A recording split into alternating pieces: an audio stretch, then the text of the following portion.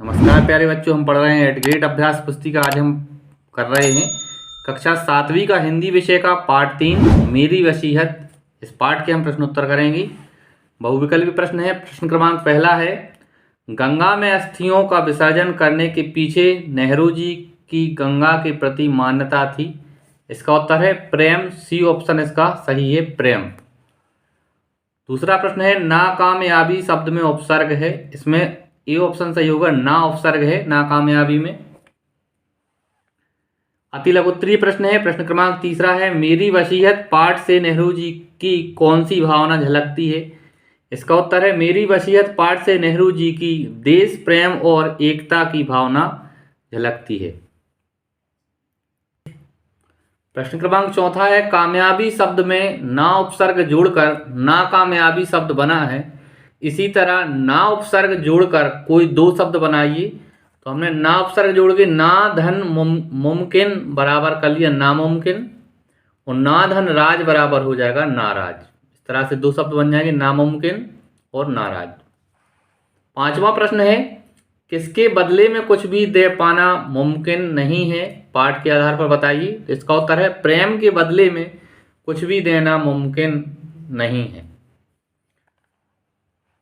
छठवां प्रश्न है, वी उपसर्ग जोड़कर कोई दो शब्द बनाइए। हमने यहां बनाए हैं वी धन राग बराबर विराग और वी धन साल बराबर विशाल। आगे लघुत्तरीय प्रश्न है। प्रश्न क्रमांक 7वां है, नेहरू जी मरने के बाद कोई धार्मिक रस्म अदा नहीं करना चाहते थे, क्यों। इसका उत्तर है क्योंकि नेहरू जी रस्म समझकर उसमें बंध जाना एक धोखा मानते थे।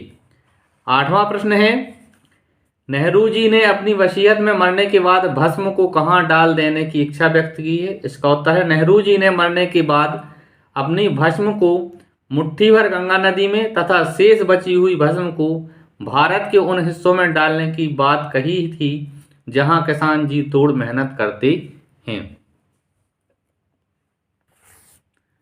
9वां प्रश्न है, अपने जिले की किसी भी नदी की विशेषताओं पर 3 वाक्य लिखिए। इसका उत्तर है मेरे जिले की नदी का नाम नर्मदा है। नर्मदा नदी अमरकंटक से निकलती है। यह नदी पश्चिम से पूर्व की ओर बहती है। 10वां प्रश्न है, नेहरू जी को गंगा नदी से लगाव था। पाठ की किन पंक्तियों से पता चलता है। 3 पंक्तियां लिखिए। तो हमने यहाँ लिखा है, मैंने सुबह की रोशनी में गंगा को मुस्कुराते देखा है। गंगा तो विशेषकर भारत की नदी है। गंगा तो भारत की प्राचीन सभ्यता का प्रतीक रही है। आगे दीर्घ उत्तरीय प्रश्न है। प्रश्न क्रमांक 11वां है, नेहरू जी ने पुरानी रीति रस्मों का विरोध क्यों किया। इसका उत्तर है नेहरू जी ने पुरानी रीति रिवाजों का विरोध इसलिए किया है क्योंकि वह चाहते हैं कि भारत के लोग इन रीति रस्मों की जंजीरों को तोड़कर बाहर निकल जाएं, क्योंकि यह रस्में हमारे देश भारत को आगे बढ़ने से रोकती।